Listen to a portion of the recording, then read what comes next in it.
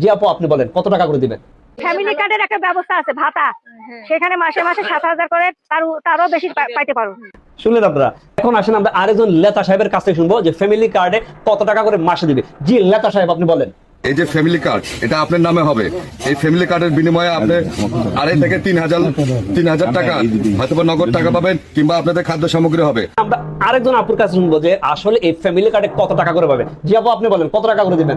যদি ধানের শীষ মার্কায় আমাদের ইনশাল্লাহ আমরা ধানের শীষ মার্কা যদি আসি, আপনাদের দেখেন আপনাদের ফ্যামিলি মহিলাদের জন্য ফ্যামিলি কার্ড করা হবে। আমাদের ফ্যামিলি কার্ডে আপনারা প্রত্যেক মাসে ধরেন 20,000 টাকা